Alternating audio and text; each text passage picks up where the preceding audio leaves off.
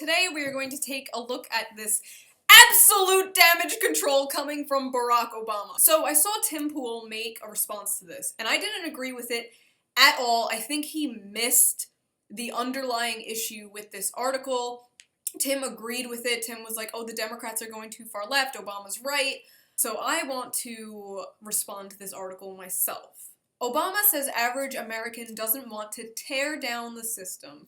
Children, what is the system in this instance? Well, the system, the Democratic establishment, the corporate donors, Big Pharma, the military-industrial complex. Former President Barack Obama, in an address to liberal donors, warned candidates not to go too far left and sought to calm those who were concerned about the state of the Democratic primary. Former President Barack Obama offered an unusual warning to the Democratic primary field on Friday evening, cautioning the candidates not to move too far left, even as he sought to reassure a party establishment worried about the electoral strength of their historically large primary field. He sought to reassure a party establishment worried. The DNC is scared, they are losing control. The establishment is scared, they are losing control, so they are in full damage control mode, and that is what this article is. This isn't Barack Obama being like, oh, we're too far left, it's scary. No, this is Obama saying, me and my fraction of the Democrat Party want to keep you all in this little box, in this little status quo box. The fact that Tim Pool saw this as Barack Obama being correct to calm the nerves of the DNC is crazy to me. I'm just confused at how you could see the DNC crumbling and not just feel overwhelming joy. Speaking before a room full of wealthy liberal donors, I'm confident that at the end of the process, we will have a candidate that has been tested. The fucking cult-ass shit going on here. Tested and approved by the DNC. Sorry, Tulsi. Sorry, Yang. Sorry, Bernie. Yeah, you didn't pass the test. While Obama did not single out any specific primary candidate or policy positions, he cautioned that the universe of voters that could support a Democratic candidate, Democrats, Independents, and moderate Republicans, are not driven by the same views reflected on certain left-leaning Twitter fields or the left-wing blah blah. So, Obama is subtweeting Bernie here. We all know he is. 1 million individual small donors. This idea that Bernie isn't popular or that his positions aren't popular is insane to me. Alright, healthcare.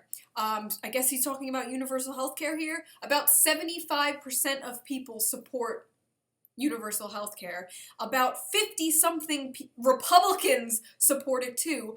Donald Trump himself, before he got into office, liked universal healthcare, which is upsetting that he got into office and then just kind of said fuck it. Acknowledging that candidates must push past his achievements, Mr. Obama urged his party candidates not to push too far, as he urged them to adopt a message that would allow them to compete in all corners of the country. So, just like I said in my last video, again, the most popular candidates among Trump voters, among Trump supporters, are Bernie, Tulsi, and Yang.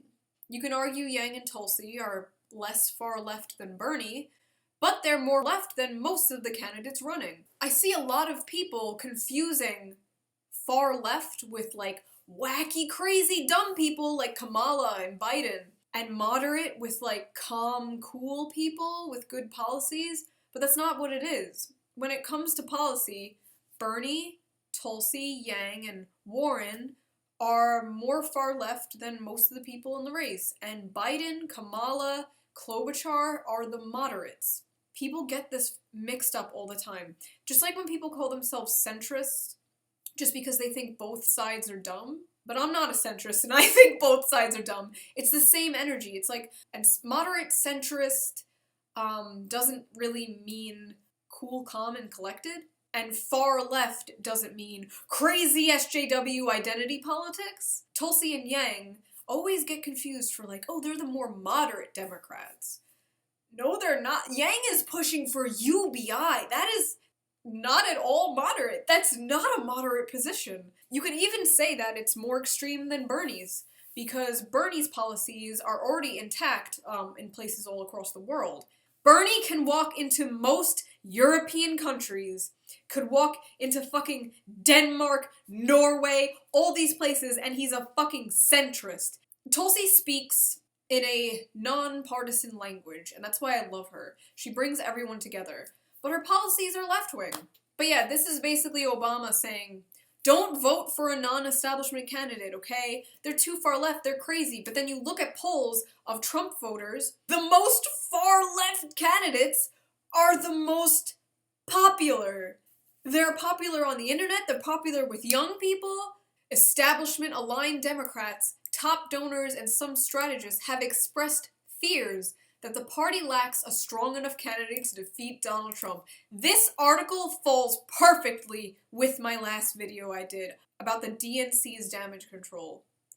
Holy shit. Obama isn't talking about, like, the screechy SJWs that annoy you on the internet. He's not talking about that left. He's talking about the anti-establishment candidates that we all love. If you personally think that the Democrats have gone too far left in their policies, yes, that's your opinion, but let's not pretend that that's what Obama is doing here. It just so happens the anti-establishment types want to get money out of politics. So, of course Obama's gonna be like, don't worry, everything will be fine. We'll make sure they're tested. Mr. Obama has expressed interest at different times in rising stars like the former Representative Beto O'Rourke of Texas. Are you kidding me? So Bernie Sanders, he's too extreme, guys, with his healthcare and all that shit. That's too extreme. But Beto O'Rourke, the guy who has literally said that he wants police to break down your door and take your guns, that guy's cool. That guy's awesome. Vote for that guy. Oh, too bad he's gone. Beto O'Rourke's gone. But still, what? Yeah, so this was just funny. It's funny to see the establishment worried and panicking that they're losing power, that they're losing grasp on the people, so they pretend that the people don't actually agree with all the anti-establishment Democrats. No, nobody likes them, guys. Like, don't worry about them. Nobody likes them. The average American doesn't like all these anti-establishment people. Don't worry, old rich donors. And people are falling for this. People I follow, people I watch on YouTube are falling for this establishment hackery, for this better things aren't possible. Just, you hate to see it.